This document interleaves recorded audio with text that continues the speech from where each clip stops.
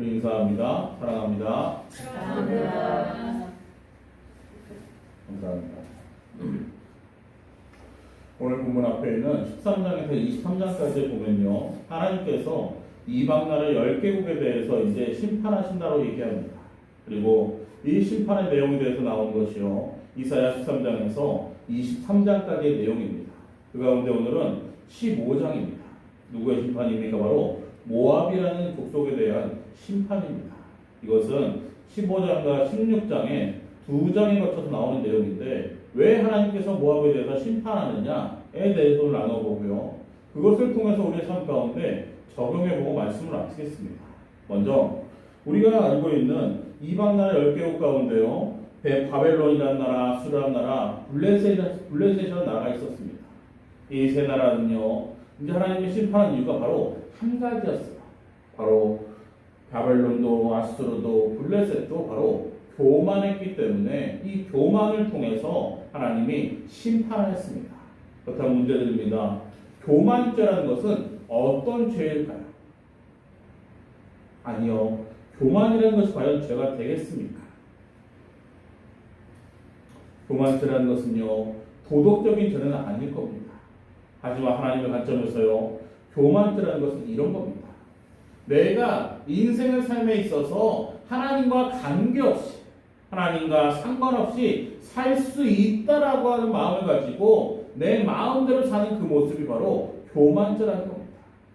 무슨 이야기입니까? 결국 하나님의 관점에서 하나님과 상관없이 살기 때문에 그것에 대해서 잘못되었다라고 해서 심판한 것이 바로 이 세 나라였다는 겁니다.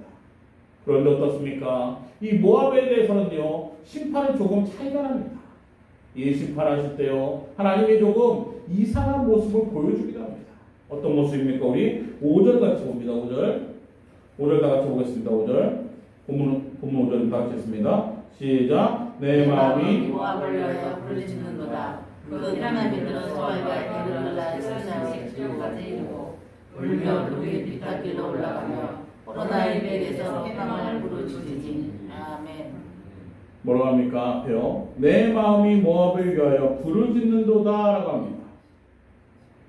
어떻게 보면 예레미야 애가에 대한 내용과 비슷한 것 같습니다. 무슨 말입니까? 하나님께서요, 모압의 심판함에 있어서 내가 너를 심판하겠다가 아니라 그 심판한 마음 가운데 약간의 안타까움이 있다는 겁니다.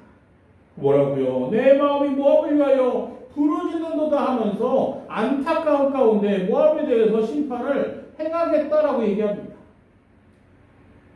이 모압이 누구이기에?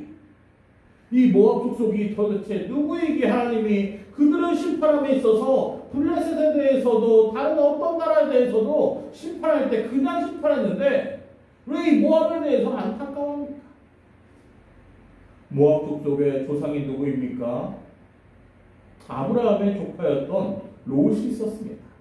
이 롯이요, 안타깝지만 자기 딸과 근친함을 통해서 낳은 자식이 바로 모압 족속의 조상이었습니다. 창세기 19장에 보면요, 소돔과 고모라의 사건이 있습니다. 아십니까? 아시죠?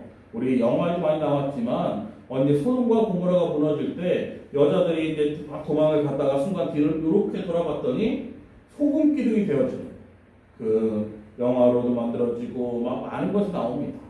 그 가운데 어쨌든 소돔과 고모라 사건 가운데 하나님께서요, 이 룻의 가족들에게 도망칠 수 있는 기회를 줍니다. 그런데 그때 어떤 일이 벌어집니까? 뒤돌아보지 말라는 것에 대해서 룻의 아내가 너무나도 궁금했는지 순간 뒤돌아보여요. 그리고 나서 어떻게 됩니까? 소금 기둥이 되어 죽습니다.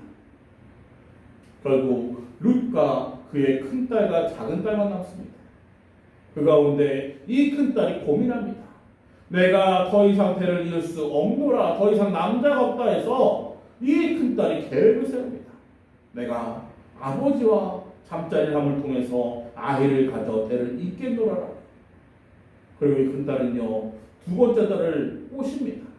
그래서 이 큰딸과 작은딸 두 딸이 아버지에게 술을 진탕 먹이고 나서 같이 잠자리가 됩니다. 정말 말도 안 되는 근친이 이뤄진 것입니다. 그 가운데 어떻게 됩니까?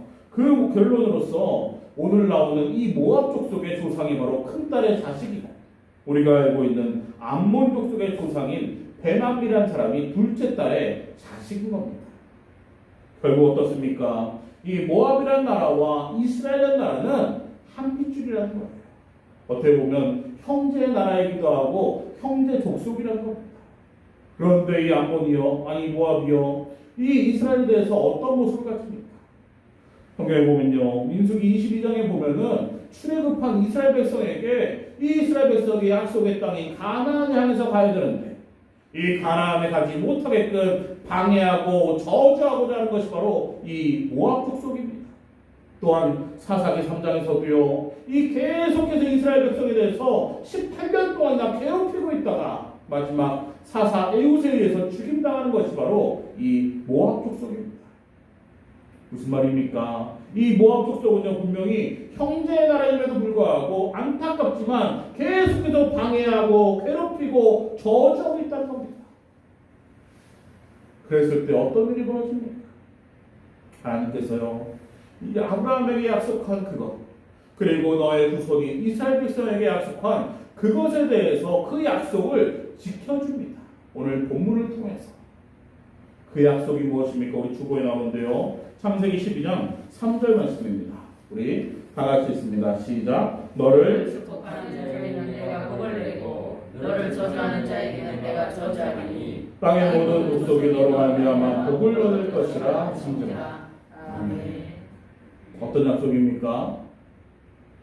여러분 다시 읽어볼까요? 이 약속이 아브라함에게 주신 약속이지만 이것은 이스라엘 백성에게 준 약속이고 지금에 와서는 모든 믿는 자에게 주신 약속입니다. 즉 내게 하나님이 주신 약속이라는 거예요. 우리 내게 주신 약속을 한번 다시 읽습니다. 시작. 너를 축복하는 자에게는 내가 복을 내리고 너를 저주하는 자에게는 내가 저주하리니 땅의 모든 족속이 너로 말미암아 복을 얻을 것이라 하시니라. 아멘. 뭐라고 합니까? 나를 축복하는 자에 하나님이 축복하시고 나에게 저주하는 자에게 하나님이 저주하겠다고 합니다. 근데 어떻습니까? 앞에 얘기한 대로 이 모압 족속이 계속해서 이스라엘을 방해하고 괴롭히고 저주합니다. 그랬더니 하나님이요, 그 약속의 말씀을 지키기 위해서 이 모압 족속에 대해서 저주를 내립니다. 그것이 바로 오늘 본문의 내용이라는 거예요. 근데 우리 하나님은요, 그 저주를 내린 가운데 어떤 마음입니까? 안타까워요. 그 모압을 저주하면서 더 안타까운 마음을 가지고 있습니다.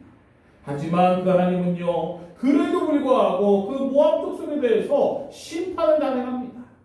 왜 그렇습니까? 우리 하나님은 사랑의 하나님이기도 하지만 우리 하나님은 공의의 하나님도 약속의 하나님이기도 하기 때문에 우리 하나님께서는 그 약속을 공의 가운데 지키셨다는 겁니다. 마찬가지입니다. 예수 그리스도를 우리에게 보내주실 때도 마찬가지였다는 거예요. 하나님의 하나밖에 없는 독생자를 우리에게 보내주실 때 그 마음이 얼마나 안타까웠겠습니까? 그럼에도 불구하고 우리 하나님은요, 예수 그리스도 우리에게 보냅니다. 왜요? 우리 하나님은 약속의 하나님이기 때문에 그것을 성취해 주신다는 겁니다. 무슨 말입니까? 오늘 본문에 나오는 이 모압 족속도요, 결국 하나님의 약속 가운데 성취의 모습으로서 이 모압 족속이 저주를 받았다는 거예요. 이 모압 족속이 얼마나 크게 아프게 저주를 받았는지 이렇게 표현됩니다. 우리 본문 9절을 같이 봅니다. 9절 다 같이 읽습니다. 시작. 디몬물에는 피가 가득하니로다. 그렇지라도 내가 디몬의 재앙을 넣어내리되 모압의 피한 자와 그 땅에 남은 자에게 선사를 보내리라. 아멘. 얼마나 인간적인 모습에서 잔혹합니까? 피가 가득한데 거기다가 더 재앙을 내리겠다라고 하고 혹이나 또 피한 자가 있으면 사자를 보내겠다고 합니다. 정말로 저주 가운데 가장 크며 안타까운 저주라는 거예요.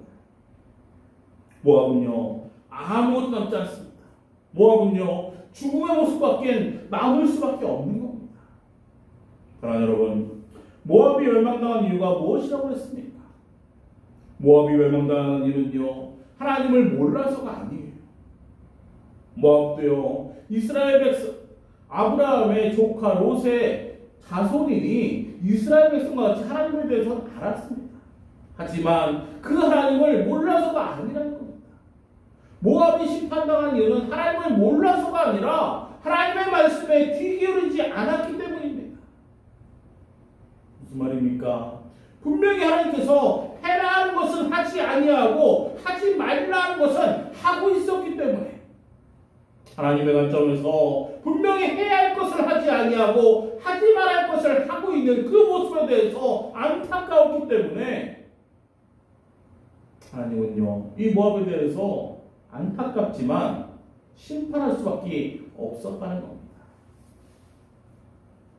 호사 선지자는요 이런 말을 합니다. 호사 4장 6절에서요, 내 백성이 지식이 없으므로 망하는 도다라고 표현합니다. 무슨 말입니까? 이 말은요, 당시 그들에게 한 것이 아니라 우리에게 한 겁니다. 내가 하나님에 대해서 알지 못했기 때문에 죄를 질 수도 있겠지만, 내가 하나님을 다 알지만 그 말씀에 귀 기울이지 않기 때문에 죄 짓는 모습이 우리의 삶 가운데 나타날 수밖에 없다는 겁니다. 사랑하는 여러분, 하나님의 말씀을 위해서 얼마나 지키고 살려고 노력하고 있습니까? 아니요. 하나님 말씀에 얼마나 귀 기울이며 이 땅 가운데 살고 계십니까? 우리 하나님 약속합니다. 우리를 축복하는 자에게 축복하고 저주하는 자에게 저주하는 그 모습인 것처럼 하나님을 사랑하고 섬기고 높이고자 하는 자에게 분명히 하나님은 우리에게 더 많은 것들로 우리 삶을 채우시고 함께할 줄로 믿습니다. 해야 할 일을 하지 아니하고 하지 말아야 할 것을 하는 그 모습이 아니라 하나님이 해라 하는 것을 순종함으로 하고 하지 말아야 할 것을 순종함으로 하지 않는 모습이 우리의 삶 가운데 있기를 부탁드립니다. 그랬을 때 우리는요, 정말 우리에게 하나님께서 더 크고 놀라운 것들로 우리를 축복하시며 우리와 동행해 주실 줄로 믿습니다.